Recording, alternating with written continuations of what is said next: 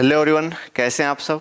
आप सभी का वेलकम है, आप सभी का स्वागत है एक बार फिर से आपके अपने यूट्यूब चैनल, आपके अपने परिवार में, आपके अपने घर में प्यारे बच्चों, जिसका नाम है डिफेंस गुरुजी।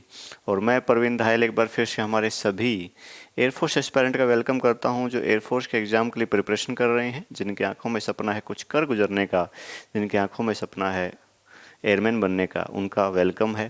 और जिनका एग्ज़ाम बहुत नज़दीक है, 18 जनवरी से आपका एग्ज़ाम स्टार्ट है, आपने दिन रात एक रखा होगा ऐसी उम्मीद है।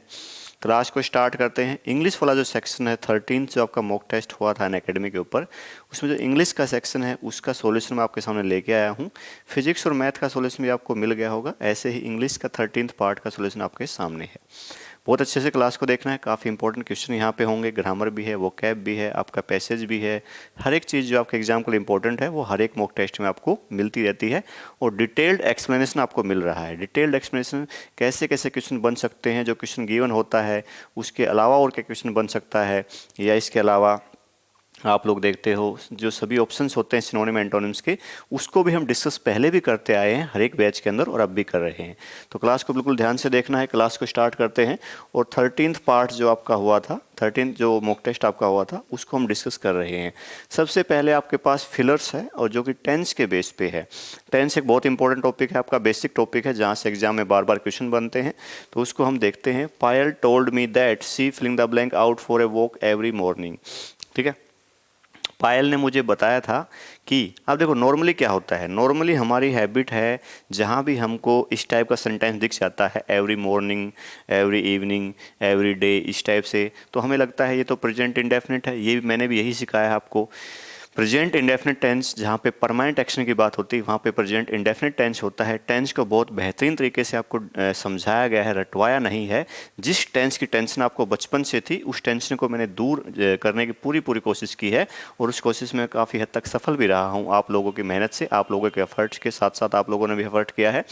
तो मैंने आपको बताया कि जहाँ भी एवरी मॉर्निंग, एवरी इस टाइप से आ जाए, परमानेंट एक्शन होता है, वहाँ पे प्रेजेंट इंडेफिनिट आता है। लेकिन जब मैंने आपको पास्ट इंडेफिनिट टेंस करवाया, पास्ट इंडेफिनिट टेंस मैंने आपको करवाया, तो वहाँ पे आपको एक चीज़ बताई गई थी। वहाँ पे एक चीज़ आपको ये बताई गई थी कि अगर आपका सेंटेंस पास्ट में है, अगर आपका सेंटेंस पास्ट में है तो वहाँ पे हम पास्ट, अगर वो पास्ट में चल रहा है, ठीक है, अगर कोई पास्ट में कोई काम आप रेगुलर करते थे अब नहीं करते, ठीक है, पास्ट में रेगुलर करते थे अब नहीं करते, तो वहाँ पे आएगा पास्ट इंडेफिनिट। ज़रूरी नहीं कि हर बार every morning, every evening, every day इस टाइप से आए तो वहाँ पे प्रेजेंट इंडेफिनिट आएगा, नहीं। अगर वो पास्ट की बात चल रही है तो वहाँ पे पास्ट इंडेफिनिट आएगा। ये इंपॉर्टेंट क्वेश्चन है। तो पायल टोल्ड मी दैट, टोल्ड देखो क्या है, उसने मुझे बताया था, क्या बताया था, यानी ये पास्ट की बात है। उसने मुझे बताया था कि वो हर एक मॉर्निंग इवनिंग वॉक पे जाती है या जाती थी। देखो पास्ट की बात है तो पूरा पास्ट में रहेगा, इसलिए आपसे गलती क्या हो सकती है, आपसे गलती यहाँ पे बी ऑप्शन हो सकता है, लेकिन इसका आंसर रहेगा ए। ठीक है, इसका आंसर ए रहेगा। आपकी हैबिट है सी गोज ऐसे लिखने की, लेकिन यहाँ पे ए आंसर होगा। सेकंड फॉर्म होगी वेंट गो, वेंट गोन ऐसा होता है। तो इंपॉर्टेंट क्वेश्चन है। अगर यहाँ पे पास्ट में है तो पूरा पास्ट में रखना पड़ेगा। अगर ये यहाँ नहीं होता, अगर सी से सेंटेंस स्टार्ट होता, मान लो अगर सेंटेंस सी से ही स्टार्ट होता तो हम लोग गोज करते, फिर क्या करते, गोज करते, फिर हम प्रेजेंट में मानते उसको, प्रेजेंट में मानते तो लगाते प्रेजेंट इंडेफिनिट। ये आपको ध्यान रखना है। नेक्स्ट जो है यहाँ पे आंसर भी देखो, आंसर भी बी लिखा हुआ है, तो इसका आंसर बी नहीं होगा, इसको आप करेक्ट कर लेंगे, इसका आंसर ए होगा यहाँ पे। ठीक है, इसका आंसर अगर यहाँ पे बी लिखा हुआ है तो इसका आंसर क्या हो जाएगा, ए इसका आंसर हो जाएगा। ये बात आपको ध्यान रखनी है। नेक्स्ट क्वेश्चन जो है, the dog snapped, snapped filling the blank the thief and caught his leg. Dog जो है, स्नैप्ड का मतलब होता है उसके ऊपर झपट्टा मारा, यानी चोर को देखते ही डॉग उसके ऊपर छलांग मारी, चोर के ऊपर डॉग ने, और उसकी टांग को पकड़ लिया उसकी। ठीक है, तो स्नैप्ड के साथ एट लगता है। और बार बार आप देखते हो हर एक मॉक टेस्ट के अंदर फिक्स्ड प्रीपोजिशन से क्वेश्चन जरूर बनता है। जो फिक्स्ड प्रीपोजिशन है वहां से क्वेश्चन जरूर बन रहा है। तो इसका आंसर क्या हो जाएगा आपका, इसका आंसर बी हो जाएगा। स्नैप्ड एट समथिंग, क्या होता है, स्नैप्ड एट समथिंग। ये जो फिक्स्ड प्रीपोजिशन है ये मैंने आपको करवाया है, ये मैंने आपको प्रतिज्ञा बैच में करवाया है। इसके अलावा और भी बैचेज हैं, कर्ण बैच है शायद, उसमें भी आपको मिलेगा। फिक्स्ड प्रीपोजिशन करवाया गया है, उसकी पीडीएफ भी आपको दी गई थी, जो कि बहुत इंपॉर्टेंट है आपके एग्जाम पॉइंट ऑफ व्यू से। और वो जो पीडीएफ फिक्स्ड प्रीपोजिशन वाली पीडीएफ थी उसमें आपके इंपॉर्टेंट वर्ड्स भी थे जो आपके सिनोनिम एंटोनिम स्पेलिंग एरर में भी आते हैं, तो वो भी इंपॉर्टेंट थे। साथ साथ आपका फिलर्स में भी आते रहते हैं, एरर में भी आता रहता है, हर जगह आता रहता है। चूज द करेक्ट वर्ड, आपको करेक्ट वर्ड चूज करना है। एग्रीगेट, बहुत इजी वर्ड है। एग्रीगेट का मतलब होता है इकट्ठा करना, टू कलेक्ट समथिंग, किसी चीज़ को इकट्ठा करना, उसको एग्रीगेट बोलते हैं। एग्रीगेट मतलब किसी चीज़ को जोड़ना, इकट्ठा कर लेना, उसको एग्रीगेट बोलते हैं। तो उसमें AGGREGATE, यहाँ पे ए ऑप्शन होगा इसका, ये सही स्पेलिंग है। और मैंने आपको बताया था कि जहाँ भी जिस भी वर्ड में डबल लेटर आता है, जहाँ पे डबल लेटर होता है वहीं से नॉर्मली एरर मिलता है, या फिर वाउल जो होते हैं आपके 5 वाउल्स होते हैं AEIOU, वहाँ से आपको एरर मिलेगा। तो एग्रीगेट में आप देखोगे ये जो वर्ड है AGG प्लस में RE प्लस में GATE, ये आपके क्या हैं, ये आपके क्या हैं, ऐसे इसको आप याद करोगे, AGGREGATE एग्रीगेट। तो इसका आंसर क्या हो जाएगा, ए इसका आंसर हो जाएगा। ठीक है, नेक्स्ट आप देखोगे do not make filling the blank noise, don't make a noise, ये एक फ्रेज है। और मैंने बार बार आपको बताया, हर एक मॉक टेस्ट में आपको देखने को मिल रहा है कि जो आपका आर्टिकल है, जो भी आर्टिकल क्वेश्चन है, वो आपका इडियम फ्रेज के बेस पे आ रहा है। किसके बेस पे आ रहा है, इडियम फ्रेज के बेस पे आपका आर्टिकल वाला क्वेश्चन बन रहा है, ये आपने देखा होगा। ठीक है, यानी इडियम फ्रेज के अंदर ही आर्टिकल पूछ रहा है। जैसे इन सच ए हरी, ठीक है, 12 inches make a foot at a stone's throw, यहाँ पे आर्टिकल ए यूज हो रहा है, कहीं पे आर्टिकल द भी यूज होता है। ठीक है, ही ऑलवेज स्पीक्स द ट्रूथ होता है, नेवर टेल्स ए लाई होता है। तो इन बातों का आप ध्यान रखेंगे। Do not make a noise, do not make a noise, तो यहाँ पे ए लग जाएगा। यहाँ पे आंसर क्या हो जाएगा आपका, ए हो जाएगा। आर्टिकल ए का यूज होगा यहाँ पे। ठीक है, चलो आगे देखेंगे हम लोग। आगे देखेंगे, आगे आपके पास एंटोनिम बताना है। किसका, क्वेल का एंटोनिम बताना है। क्वेल का मतलब होता है दबाना, किस चीज़ को, सप्रेस करना। ठीक है, दमन करना। क्वेल का मतलब जैसे मान लो किसी ने आंदोलन स्टार्ट कर दिया, मूवमेंट स्टार्ट, कोई मूवमेंट है, कोई आंदोलन स्टार्ट हो रखा है और गवर्नमेंट ने उसको क्वेल कर दिया है। गवर्नमेंट ने क्या कर दिया, उसको क्वेल कर दिया, उसका दमन कर दिया है। तो क्वेल का मतलब होता है दबाना, और उसका एंटोनिम क्या होगा, इंसाइट। उसका अपोजिट क्या हो जाएगा, इंसाइट हो जाएगा। इंसाइट का मतलब होता है उकसाना, भड़काना। और किसी ने इंसाइट किया था मूवमेंट को, आंदोलन को, और गवर्नमेंट ने उसको क्वेल कर दिया, उसको दबा दिया है, सप्रेस कर दिया है, ओप्रेस कर दिया है, सप्रेस कर दिया, उसका दमन कर दिया है, इस टाइप से होगा। तो इसका अपोजिट बताना था हमें, एंटोनिम बताना। एंट मतलब अपोजिट और निम का मतलब मीनिंग। आपको अपोजिट मीनिंग बताना है, तो आंसर क्या हो जाएगा, सी इसका आंसर हो जाएगा। ठीक है, नेक्स्ट आपके सामने है वन वर्ड सब्स्टिट्यूशंस आपके सामने है। इनकेपेबल ऑफ बीइंग अफेक्टेड और कैंसल्ड, जिसको हम कैंसिल नहीं कर सकते, और जिसको जो चीज़ अफेक्ट नहीं हो सकती और जो कैंसिल भी नहीं हो सकती। यहाँ पे एक वर्ड है डेलीबल। डेलीबल क्या होता है, जिसको हम कैंसिल कर सकते हैं, जिसको हम इरेज कर सकते हैं, जिसको हम मिटो सकते हैं, जिस चीज़ को हम रद्द कर सकते हैं, उसको डेलीबल बोलते हैं। और इनडेलीबल क्या होता है, जिस चीज़ को हम लोग कैंसिल नहीं कर सकते, जिसको हम जो जो चीज़ अफेक्ट नहीं हो सकती, जो चीज़ कैंसिल नहीं हो सकती, उसको इनडेलीबल बोलते हैं। ठीक है, इनफॉलिबल जो कभी गिरे ना, जिसको हम गिरा नहीं सकते, उसको इनफॉलिबल बोलेंगे। देखो ये सारे सब में इन हमारा नेगेटिव प्रीफिक्स है। सभी के अंदर इन क्या है, नेगेटिव प्रीफिक्स है, जो आपको बताया था मैंने। जब आप एंटोनिम्स करोगे तो खासकर एंटोनिम्स के काम आता है, कुछ नेगेटिव प्रीफिक्स होते हैं। जैसे कंप्लीट से इनकम्प्लीट बनता है, एक्सपीरियंस से इनएक्सपीरियंस बनता है, ऐसे UN लगता है, IN लगता है, डिस लगता है, डिसऑनेस्ट, डिसकंटिन्यूस, डीएक्टिवेट लगता है, DE लगता है। बहुत सारे नेगेटिव प्रीफिक्स हैं। IR है, ठीक है, IM है, मैच्योर से इमैच्योर, पॉसिबल से इम्पॉसिबल, IR रिवर्सिबल, इरिवर्सिबल, ये सारे नेगेटिव प्रीफिक्स हैं। तो यहाँ पे आप देखोगे एक्सप्लिकेबल क्या होता है, जिसको हम एक्सप्लेन कर पाएंगे। इनएक्सप्लेनेबल जिसको हम एक्सप्लेन नहीं कर सकते, इनएक्सप्लिकेबल हो जाएगा। फॉलिबल जो गिर सकता है, जो गिर सकता है वो फॉलिबल है। ठीक है, और जो गिर नहीं सकता वो इनफॉलिबल हो जाएगा। एक वर्ड यहाँ पे इनएग्जोरेबल है। इनएग्जोरेबल का मतलब होता है अनस्टॉपेबल, जिसको हम रोक नहीं सकते। ठीक है, अनस्टॉपेबल, अनस्टॉपेबल जिसको हम रोक नहीं सकते।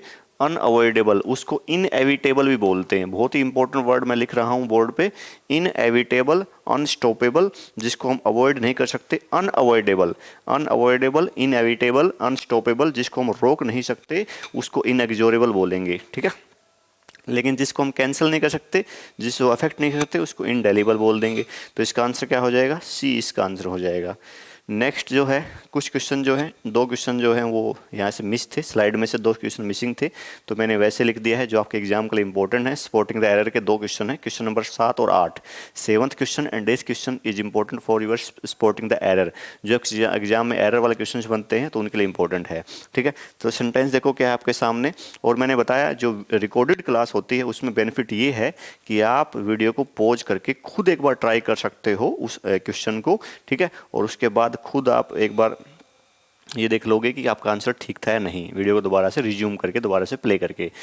It is he who was responsible for this blunder. Blunder एक बहुत इंपॉर्टेंट वर्ड है, वैसे एरर नहीं है ये। ब्लंडर का मतलब होता है बिग मिस्टेक। जब मैंने आपको सुपरफ्लुअस करवाया था वहाँ भी बताया था कि जहाँ भी ब्लंडर आ जाए, ब्लंडर के साथ हम लोग बिग, स्मॉल या मिस्टेक वर्ड यूज नहीं कर सकते। ब्लंडर का मतलब होता है बड़ी गलती, तो ब्लंडर के साथ हम ये यूज कर लेंगे, ठीक है। यहाँ पे आपको एरर फाइंड आउट करना है। It is he who was responsible for this blunder. Blunder means big mistake. तो यहाँ पे आप देखोगे, ये जब मैंने आपको प्रोनाउन करवाया था, प्रोनाउन के टॉपिक में आपको बताया गया था इट इज़ ही, या it is he who was responsible. तो यहाँ पे आप देखोगे, यहाँ पे आप देखोगे इट इज़ ही लिखा हुआ है, ही के बाद आप देखोगे, देखो ज़रा, it is he, it is they, इस टाइप से लिखा हुआ है, ठीक है। Who was responsible for this blunder. Relative pronoun, ये हु यहाँ पे क्या है, जब भी डब्ल्यूएस फैमिली का वर्ड सेंटेंस के बीच में आता है तो वो काम करता है रिलेटिव प्रोनाउन का, वो रिलेशन बनाता है, वो कंजक्शन का काम करता है। उसके बाद जो वर्ब आती है, उसके बाद जो वर्ब आती है उससे जस्ट पहले आने वाले नाउन या प्रोनाउन के अकॉर्डिंग आती है, उसके जस्ट पहले आने वाले नाउन या प्रोनाउन के अकॉर्डिंग आती है, ठीक है। तो ये यहाँ पे ही क्या है, सिंगुलर, तो ये सिंगुलर है, लेकिन आप देखोगे यहाँ पे इज लिखा हुआ है। अगर इट इज़ ही है, इट इज़ के बाद सब्जेक्ट है और फिर रिलेटिव प्रोनाउन है, फिर वर्ब तो आएगी, लेकिन यहाँ पे अगर इट इज़ है यानी ये प्रेजेंट की बात चल रही है तो यहाँ भी इज लगेगा, यहाँ भी क्या लगेगा, इज लगेगा। अगर यहाँ पे इट वॉज होता तो वहाँ भी वॉज लग जाता। अगर प्रेजेंट से स्टार्ट है तो प्रेजेंट रहेगा, अगर यहाँ वॉज यानी पास्ट से स्टार्ट होता तो फिर पास्ट रहता, वॉज ठीक था। लेकिन यहाँ पे इट इज़ है तो वहाँ पे इज लगाना पड़ेगा, ये भी ध्यान रखना। ये भी एक अच्छा क्वेश्चन है। और रिलेटिव प्रोनाउन, ये हमारा है रिलेटिव प्रोनाउन जो कंजक्शन का काम करता है, जो जोड़ने का काम करता है, ठीक है। तो रिलेटिव प्रोनाउन में करवाया था आपको ये कंसेप्ट, तो ये ध्यान रखना, ठीक है। तो इसका आंसर क्या बन जाएगा, बी पार्ट में एरर है, तो बी इसका आंसर था। 8th नंबर भी क्या है आपका, स्पॉटिंग द एरर। आपको एरर फाइंड आउट करना है। और मैंने बताया था पिछले मॉक टेस्ट में भी एक क्वेश्चन आया था, या 11th नंबर मॉक टेस्ट में एक क्वेश्चन आया था कि comparison must be in same category. Comparison जो होगा वो सेम कैटेगरी में होगा, इस बात का आपको ध्यान रखना है। तो इसमें आप क्या देखोगे, the roads of Bhiwani are wider than Rohtak, ऐसे लिखा हुआ है। तुलना जो है हमेशा सेम टाइप की कैटेगरी में होगी। अगर भिवानी के रोड्स हैं तो उसकी तुलना होगी रोहतक के रोड के साथ, तो रोड की तुलना रोड के साथ होगी, रोड की तुलना किससे होगी, रोड्स के साथ होगी। ये बात आपको ध्यान रखनी है। तो the roads of Bhiwani are wider than Rohtak.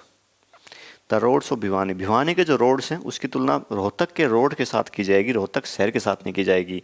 Rohtak एक सिटी है, भिवानी भी एक सिटी है जहाँ पे डिफेंस गुरुजी आपका है भिवानी के अंदर, और उसके पास एक शहर है रोहतक, ठीक है। उनमें तुलना, अब देखो भिवानी के रोड हैं तो तुलना होगी रोहतक के रोड के साथ। तो यहाँ पे देन के बाद आपको या तो लिखना पड़ेगा, या तो आप लिखो द रोड्स ऑफ रोहतक, या आप लिखो दोज ऑफ रोहतक। क्या लिखना पड़ेगा, those of Rohtak, that those of Rohtak, ये लिखना पड़ेगा। यानी सी पार्ट में एरर है। किस पार्ट में एरर है, सी पार्ट में एरर है। द रोड्स ऑफ रोहतक या दोज ऑफ रोहतक। तो ये चाहे तो ये नाउन लिख लो या उसकी जगह प्रोनाउन लिख लो, तो यानी सी पार्ट में कुछ ऐड करना पड़ेगा, तभी क्या हो पाएगा कि भिवानी के रोड्स की तुलना किससे होगी, रोहतक के रोड्स के साथ हो जाएगी, तो वो सही हो जाएगा। सी पार्ट में एरर है। अच्छा क्वेश्चन है ये भी, सी आंसर इसका है। आगे आपके पास है सिनोनिम बताना है, किसका, अनकॉन्सिनेबल का। किसका है, अनकॉन्सिनेबल का सिनोनिम बताना है। एक नया वर्ड आपके लिए है, शायद ही सुना हो आपने ये वाला वर्ड जो ऊपर लिखा हुआ है, अनकॉन्सिनेबल।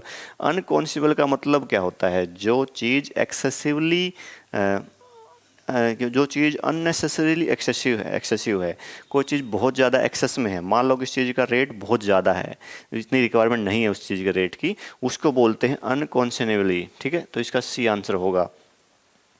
अनरीजनेबली एक्सेसिव, अनरीजनेबली मतलब कोई रीज़न नहीं है उसके पीछे। मान लो ये जैकेट है और मैं बोल दूँ ये जैकेट है 50,000 रुपये की है, तो मान लो कहीं पे इसका रेट 50,000 रुपीज़ है, तो ये क्या होगा, अनकॉन्शनेबली, ये वाली जैकेट जो मैं पहने हुए, तो ये क्या होगा, अनरीजनेबली एक्सेसिव, उसका रीज़न नहीं है, कोई लॉजिक नहीं है, इलॉजिकली एक्सेसिव हो जाएगा, तो उसको क्या बोलेंगे, अनकॉन्शनेबल। ठीक है, बाकी वर्ड्स जो हैं उसको आप देख लोगे, अनमैनेजेबल जिसको हम मैनेज ना कर पाएँ, जिसको हम कंट्रोल ना कर पाएँ, और डिसटेस्टफुल जो टेस्टफुल नहीं होता, डिसटेस्टफुल, अनमाइंडफुल, इस टाइप से आप देख लोगे। ठीक है, तो इसका सी आंसर है। नेक्स्ट जो क्वेश्चन आपका है फिलिंग द ब्लैंक है, कंजक्शन वाला है, और मैंने बार बार आपको बताया, कंजक्शन टॉपिक में आपको बताया था, कंजक्शन के पेयर से क्वेश्चन जरूर बनता है, कंजक्शन के पेयर्स जो होते हैं उनसे क्वेश्चन जरूर बनता है। तो आइदर और का पेयर, नाइदर नॉर का pair, not only but also का पेयर, ये कुछ पेयर्स बनते हैं। ये क्या बनते हैं, कुछ पेयर्स बनते हैं। आइदर और का पेयर बनता है, ठीक है, आइदर के साथ और का पेयर बनता है, तो इसका ए आंसर हो जाएगा। क्या आंसर बन जाएगा इसका, ए आंसर बन जाएगा। आइदर और, neither NOR, not only but also. Conjunction वाली वीडियो जरूर देख लेना, वहाँ से क्वेश्चन बनता रहता है। ठीक है, तो ये बात आप ध्यान रखना, ये बात आप ध्यान रखना। और यही क्वेश्चन आपका स्पोर्टिंग द एरर में भी आता रहता है। ठीक है, कैसे आता, मान लो यहाँ पे हैव कर देता तो एरर बन जाता स्पोर्टिंग द एरर में, क्योंकि यहाँ आइदर और का पेयर हो, नाइदर नोर का पेयर हो, नॉट ओनली बट आल्सो का पेयर हो, तो पेयर के बाद जो आपका नाउन या प्रोनाउन होता है उसके अकॉर्डिंग वर्ब आती है। तो योर सिस्टर क्या है, सिंगुलर, तो वर्ब भी क्या आएगी, सिंगुलर आ जाएगी। तो यहाँ पे हैज आ जाएगा, क्या आ जाएगा, यहाँ पे हैज आ जाएगा। नेक्स्ट अगला आपका है क्वेश्चन का क्या बनाना है, एडजेक्टिव बनाना है। क्वेश्चन जो वर्ड है उसका एडजेक्टिव बनाना है। और मैंने बार बार बताया है, जो बेसिक्स वाली टेबल है, जो पेनेसिया टेबल है, उसमें आपको समझाया गया है कि वर्ड्स का फॉर्मेशन कैसे होगा। ठीक है, तो एडजेक्टिव फॉर्म बनानी है। क्या बनानी है, एडजेक्टिव फॉर्म, FORM, फ्रॉम नहीं होगा, फॉर्म, FORM। थोड़ा टाइपिंग ठीक कर लेना, मतलब टाइपिंग एरर है, FORM हो जाएगा। तो क्वेश्चन जिसके लास्ट में TION होता है वो नाउन बनता है, वो क्या बनता है, नाउन। और जिसके लास्ट में ABLE लग जाए वो एडजेक्टिव बन जाता है। क्या बन जाता है, वो एडजेक्टिव बन जाता है। और जिसके लास्ट में TION हो नाउन बन जाता है। तो इसका बी आंसर हो जाएगा। क्या आंसर हो जाएगा, इसका बी आंसर हो जाएगा। ठीक है, अगला आपको प्लूरल बनाना है। गिवन वर्ड जो वैली लिखा हुआ है, जो घाटी लिखा हुआ है, उसका प्लूरल बनाना है। तो वैली का प्लूरल क्या होगा, वैलीज हो जाएगा। क्या हो जाएगा, वैलीज, घाटियाँ। ओनली एस लग जाएगा। ठीक है, ओनली क्या लग जाएगा, एस लग जाएगा। कई बार हमने ये देखने को मिलता है कि वाई हटा के IES लग जाता है, लेकिन वाई से पहले जब वाउल होता है तो ओनली एस लग जाता है। ठीक है, ये बात ध्यान रखना। तो सिंगुलर प्लूरल नाउन या मैस्कुलाइन फेमिनाइन जेंडर भी आपके आते रहते हैं, सिंगुलर प्लूरल नाउन भी आते हैं। वर्ड फॉर्मेशन यानी नाउन का एडजेक्टिव, एडजेक्टिव का एडवर्ब, वर्ब से एडवर्ब बनाना, इस टाइप से भी क्वेश्चन आते रहते हैं। ये बात आपको ध्यान रखनी है। नेक्स्ट क्वेश्चन आपके सामने है, फिलर्स की फॉर्म में है। और ये वाला क्वेश्चन आपका वोकैब बेस पे है, आपकी सेंस बेस पे है। कुछ क्वेश्चंस आपकी सेंस बेस पे भी होंगे, आपके वोकैब बेस पे भी होंगे, फिलर्स वाले, फिलिंग द ब्लैंक वाले। It is not possible to complete this work without increasing the filling the blank of deficit. Deficit का मतलब होता है लॉस, जो डेफिसिट का मतलब होता है नुकसान। ठीक है, उसको डेफिसिट बोलते हैं। तो क्या बोल रहा है, it is not possible to complete this work, इस काम को पूरा करना पॉसिबल नहीं है without increasing the magnitude of deficit. क्या, without increasing the magnitude of deficit, without increasing the magnitude of deficit. क्या है, मैग्नीट्यूड ऑफ डेफिसिट। तो ये आप देखोगे डी इसका आंसर हो जाएगा। इसका आंसर क्या हो जाएगा, डी इसका आंसर हो जाएगा, मैग्नीट्यूड वाला। डी इसको देख ले। आगे देखेंगे हम लोग। नेक्स्ट क्वेश्चन आपके सामने है, my brother in laws who live in Bombay have come to stay with us. My brother in laws who live in Bombay have come to stay with us. ठीक है, ये वाला क्वेश्चन जो है, जो सिंगुलर प्लूरल नाउन है उसमें भी आता है। नाउन के टॉपिक से क्वेश्चन है। ब्रदर इन लॉ, साला साहब जो होते हैं उसको ब्रदर इन लॉ बोलते हैं।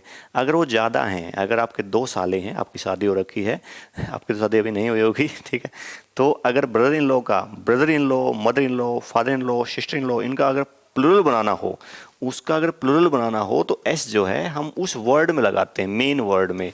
तो ब्रदर इन लॉ का प्लूरल जो है वो ब्रदर्स होगा, ब्रदर्स इन लॉ होगा। लॉ में एस नहीं लगेगा, ब्रदर में एस लगेगा। ये बात आपको ध्यान रखनी है। तो ब्रदर में एस लगेगा, ना कि लॉ में एस लगेगा। ब्रदर में एस लगाना पड़ेगा आपको, ये ध्यान रखना। ठीक है, नेक्स्ट है to show the white feathers. To show the white feathers का मतलब है, देखो जरा क्या होगा, to show sign of cowardice. ठीक है, वाइट फिदर्स कब दिखाते हैं? जब हमें मान लो लड़ाई हो रखी है और हमने हार मान ली है, तो हम रुमाल दिखा देते हैं, कोई फिदर्स दिखा देता है। पहले पहले जो ये ईडियम फ्रेज जो है मैंने बताया, ये कहावत होती हैं, कहीं न कहीं से चली होती हैं, और कभी पहले लड़ाई बहुत होती थी, युद्ध बहुत होते थे, तो जो हारने वाला राजा है, हारने वाली सेना जो है वो वाइट फिदर्स दिखाती होगी, सफ़ेद जो पंख जो है वो दिखा देती होगी, भाई हमने हार मान ली है। कायरता उन्हें स्वीकार कर ली, उन्हें हार स्वीकार कर ली है। Cowardice, to show the sign of cowardice, ठीक है। कावर्डाइज का मतलब होता है कायरता, टिमिडिटी की बात होती है, टिमिडिटी कायरता की बात होती है, ठीक है। कावर्ड होता है टिमिड, कायर, चिकन हार्टेड, बुजदिल कायर, और कावर्डाइज क्या बन गया, उसका नाउन बन जाएगा। To show the white feathers means to show sign of cowardice, ठीक है। तो इसका आंसर क्या बन जाएगा? सी इसका आंसर बन जाएगा। नेक्स्ट जो है आपका अगला जो क्वेश्चन है वो आपका इनडायरेक्ट स्पीच आपको बनाना है। My friends said to me, has your father return from Calcutta, कि मेरे फ्रेंड्स ने मुझसे पूछा है कि क्या तुम्हारे पिताजी कलकत्ता से वापस आ चुके हैं। तो इंटीग्रेटिव सेंटेंस है तो आस्क्ड होगा, क्या होगा? My father asked me if my father had return. किसी भी क्वेश्चन में बाकी आस्क्ड नहीं है, ठीक है। एक में आस्क्ड है तो इंटीग्रेटिव है, तो इसका आंसर क्या बन जाएगा? बी बन जाएगा। और इंटीग्रेटिव सेंटेंस में आपका कंजक्शन इफ या वेदर लगता है, ठीक है। Your according to object, object according यहाँ मी का माई हो जाएगा। और टेंस आपका जो है प्रेजेंट परफेक्ट है, has plus verb third form, तो बदलेगा पास्ट परफेक्ट में। हर एक चीज़ आपको करवाई गई है, पूरी ग्रामर, पूरी वोकैब, और बहुत अच्छी तरह से प्रैक्टिस, और हर एक चीज़ आपको बता दी गई है, तो दिक्कत नहीं आनी चाहिए। वॉइस चेंज करना है आपको। दार्जिलिंग क्या लिखा हुआ है? Darjeeling grows T. भाई दार्जिलिंग में ना चाय ग्रो होती है, ठीक है, टी ग्रो होती है दार्जिलिंग के अंदर। बहुत ईजी सा है, सब्जेक्ट ऑब्जेक्ट हो जाएगा, ऑब्जेक्ट सब्जेक्ट बन जाएगा। टी क्या है? सिंगुलर, और ग्रो का थर्ड फॉर्म ग्रोन, तो T is grown in Darjeeling, तो इसका आंसर क्या बन जाएगा? बी इसका आंसर बन जाएगा। क्या आंसर बन जाएगा? बी। तो T is grown in Darjeeling, तो बी हो जाएगा। नेक्स्ट आपके पास पैसेज है, लास्ट के जो 3 क्वेश्चंस हैं वो रीडिंग कम्प्रीहेंशन के हैं। किसके हैं? रीडिंग कम्प्रीहेंशन के हैं, और अच्छा पैसेज है ये। कुछ डिफिकल्ट वर्ड्स होंगे तो मैं अंडरलाइन कर देता हूँ, जिनको आप मीनिंग देख लोगे, ठीक है। To those who do listen the desert रेगिस्तान की बात हो रही है। Speaks of things with an emphasis. Emphasis का मतलब किसी चीज़ पे दबाव डालना, एम्फेसिस का मतलब किसी चीज़ पे प्रेशर डालना, दबाव डालना। Quite different from that of the shore, ठीक है। शोर का मतलब यहाँ पे है जो समुद्र तट का किनारा होता है, उसकी बात हो रही है। माउंटेन, वैली और द प्लेन्स, प्लेन्स तो आपको पता ही है, जो समतल इलाके होते हैं उनकी बात हो रही है। Whereas these invite accent and suggest limitless opportunity and exhaustless resources, the implication and the mood of desert are something different, ठीक है। इम्प्लीकेशन वर्ड देख लेना। एग्जॉस्टलेस, जो एग्जॉस्ट नहीं होता है, ठीक है, इस टाइप से, जो थकान नहीं होती, इस टाइप से कुछ मिलेगा। For one thing desert is conservative. Desert क्या है? कंजर्वेटिव है, नॉट रेडिकल, रेडिकल नहीं है। It is more likely to provide awe, it is more likely to provide awe, ठीक है, AWE क्या हो जाएगा? AWE। Then to invite conquest, conquest की बात हो रही है, जीत की बात हो रही है। The heroism which it encourages is the heroism of endurance, endurance की बात हो रही है यहाँ पे, ठीक है। It brings man up against his limitation, turns him in upon himself and hers. Shri Krishna suggest values which war indulged, indulgent, indulgent meaning देख लेना। सप्रेस तो किसी का दमन करना होता है, ठीक है। समटाइम्स इट इंड्यूस कंटम्पलेशन, कंटम्पलेशन एक वर्ड लिखा है। कंटम्पलेशन का मतलब कि मेडिटेशन वाली बात होती है। कंटम्पलेशन का मतलब होता है ऑब्जर्वेशन, इंस्पेक्शन करना अच्छे से। कंटम्पलेशन का मतलब हो गया मेडिटेशन करना, ऑब्जर्वेशन करना, इंस्पेक्शन करने वाला हो जाएगा। Who have never contemplated before, and of all the answers to the question what is a desert good for, contemplation is perhaps the best. Perhaps का मतलब क्या है? शायद। भाई ये बोल रहा है डेजर्ट किसके लिए अच्छा है? कंटेम्पलेशन के लिए, मेडिटेशन के लिए, इंस्पेक्शन के लिए, ऑब्जर्वेशन के लिए, ठीक है, इस हिसाब से आपको बताया गया है। तो ये कुछ वर्ड हैं, कंटेम्पलेशन मैंने बता दिया। थोड़ा आपको पैसेज जो है ना समझने में थोड़ी दिक्कत आ सकती है, क्योंकि डिफ़िकल्ट वर्ड्स हैं, तो डिफ़िकल्ट वर्ड्स को अच्छे से आप पिक आउट कर लोगे। मैंने जिसको अंडरलाइन किया है उनका मीनिंग देख लोगे, और उसके बाद आप दोबारा पैसेज को रीड करोगे तो आराम से समझ पाओगे। In order to receive the desert message the beholder needs to be. क्या बोला? डेजर्ट का मैसेज समझने के लिए, डेजर्ट का मैसेज समझने के लिए जो बिहोल्डर है उसको क्या होना पड़ेगा, सेंसिटिव टू नेचर, क्या है, नेचर के प्रति उसको सेंसिटिव होना पड़ेगा। ठीक है, नेचर में क्या कुछ बदलाव हो रहे हैं, क्या कुछ चल रहा है, उसके प्रति उसको सेंसिटिव होना पड़ेगा। ठीक है, इस हिसाब से लिखा हुआ है।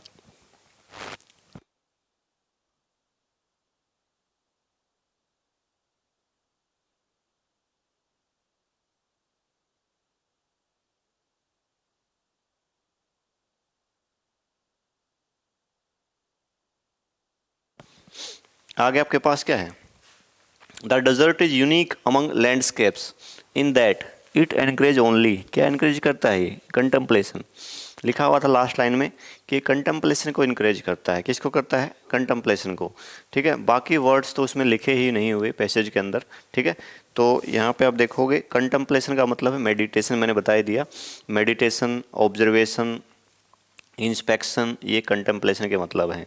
ठीक है, कहने का मतलब है डेजर्ट जो होता है वहाँ पे बिल्कुल चीज़ें बिल्कुल शांत होती हैं, शांति होती है, तो वहाँ पे मेडिटेशन वाली जब मेडिटेशन करते हैं तो वो भी बिल्कुल शांत होता है सिस्टम। आराम से आप ऑब्जर्व कर सकते हो, चीज़ों को ऑब्जर्वेशन में ले सकते हो, इस टाइप से बनेगा। तो इसका आंसर ए बन जाएगा। इंडोलेंस का मतलब क्या होता है, इंडोलेंस वर्ड अच्छा है आपके एग्जाम के लिए, वोकैब के लिए, सिनोनिम एंटोनिम के लिए। इंडोलेंस का मतलब होता है लेजीनेस। ठीक है, लेजीनेस जो होता है उसको इंडोलेंस बोलते हैं। आइडलनेस, खालीपन। ठीक है, जब खालीपन होता है, लेजीनेस होता है, उसको हम क्या बोलते हैं, आइडलनेस हो जाएगा। क्या हो जाएगा, आइडलनेस हो जाएगा आपका, आइडलनेस, आइडलनेस, लेजीनेस, तो ये हो जाएगा आपका। और हेरोइक, हीरोइक एंडेवर, एंडेवर जो वर्ड है वो आपका स्पेलिंग एरर के लिए इंपॉर्टेंट है, तो ये बात ध्यान रखना। ठीक है, तो ये आप हो जाएगा आपका लेजीनेस, कंटेम्पलेशन, इसका आंसर होगा A. If one responds with insight to the mood of the desert it awakes, क्या बोल रहा है, अगर कोई आदमी, इफ वन, वन का मतलब यहाँ पे है कोई person, if a person, a person की जगह वन यूज किया गया है, हम प्रोनाउन यूज करते ही रहते हैं नाउन की जगह पे। If a person respond with insight to the mood of desert, desert का जो मूड है, डेजर्ट के मूड के साथ अगर कोई आदमी कनेक्ट कर लेता है अपने आप को, रिस्पोंड करता है, तो क्या होता है, इट इवोक्स, तो क्या चीज़ पैदा होती है, इवोक्स का मतलब कोई चीज़ बाहर निकलती है, पैदा होती है, इस टाइप से बोल रहा है। क्या होता है, N inclination for deep thought, जो डीप थॉट होती हैं मेडिटेशन वाले में यही तो होता है, जो डीप थॉट होती हैं हमारी, तो उसके प्रति हम लोग झुकाव हो पाता है, इंक्लिनेशन हो पाता है हमारा। ठीक है, तो इंक्लिनेशन का मतलब होता है अट्रैक्शन फॉर डीप थॉट्स, तो हम लोग डीप थॉट्स जो हैं उनके प्रति झुक जाते हैं, हम लोग डीप थॉट्स को करने लगे, हम मतलब हमारी थॉट्स जो हैं डीप होने लग जाती हैं, तो डीप थॉट्स के प्रति हमारा झुकाव हो जाता है, इंक्लिनेशन हो जाता है। ये वाला पैसेज थोड़ा आपको डिफिकल्ट लगेगा as compare to other passages, अब तक जो पैसेज थे उनके कंपेयर में थोड़ा डिफिकल्ट लग सकता है, लेकिन बिल्कुल आसान से पढ़ोगे, आराम से पढ़ोगे, काफ़ी इंटरेस्ट के साथ पढ़ोगे, डिफ़िकल्ट वर्ड्स को पिक आउट करके पढ़ोगे तो ज़्यादा दिक्कत इसमें भी नहीं आने वाली आपको पैसेज के अंदर। तो ये आपका 13th मॉक टेस्ट जो था उसका सॉल्यूशन मैंने आपको दिया है। ऐसे ही आगे जो एग्ज़ाम तक मैक्सिमम से मैक्सिमम आपको सॉल्यूशन मिलते रहेंगे, आपको 14th है, 15th है, 16th है, 17, 18, जितना भी पॉसिबल हो पाएगा आपके एग्ज़ाम तक हम लोग डिटेल्ड एक्सप्लेनेशन देते रहेंगे आपको फिजिक्स, मैथ और इंग्लिश वाले सेक्शन का, ताकि आपको एग्ज़ाम में हेल्प मिले, आपको फ़ायदा मिले। और PDF जो है टेलीग्राम पे मिल जाती है, इंग्लिश वाले सेक्शन की मिल रही है, ऐसे फिजिक्स वाले की मिल गई होगी आपको, और ऐसे ही आपको मैथ वाले की भी जो पॉसिबल हो पाती है वो मिल जाती है। ठीक है, तो मिलेंगे हम लोग अगली क्लास में एक और नया जो मॉक टेस्ट आपका है उसका डिटेल्ड एक्सप्लेनेशन के साथ, इंग्लिश वाले सेक्शन के साथ। और हमारा जो टारगेट रहा है स्टार्टिंग से, पिछले 2 साल से हम लोग मेहनत कर रहे हैं, बहुत सारे बच्चे 2 साल से मेहनत कर रहे होंगे, कोई 1 साल से मेहनत कर रहा है, कोई 3 साल से मेहनत कर रहा होगा, कोई 6 महीने से मेहनत कर रहा है। तो अब टाइम है उस मेहनत का रिजल्ट लेने का, दिन रात एक करने का, रिविज़न करने का, नोट्स को जो अच्छे से बनाया है आपने उसको रिवाइज करने का। ठीक है, तो अच्छे से मेहनत कीजिए, कोई भी स्कोर आपके लिए मुश्किल नहीं है, नथिंग इज़ इम्पॉसिबल, कोई चीज़ इम्पॉसिबल नहीं है। अगर आप हार्ड वर्क करोगे, दिन रात एक करोगे, अपनी इच्छाओं को मार के अगर आपने काम किया है अभी तक और अब भी काम कर रहे हो, तो आपको सक्सेस ज़रूर मिलेगी, और अब उसमें ज़्यादा टाइम नहीं है सक्सेस मिलने में।